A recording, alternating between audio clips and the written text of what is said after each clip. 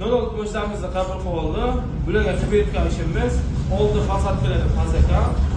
Shuni ko'tarib berishga olib qo'yganmiz. Ko'tarib bir xil qilib beramiz. Ko'rasizlar, Xudo xolasa yoqqan bo'lsa bitta like bosasizlar. Jo'ringlar sog' bo'lsin.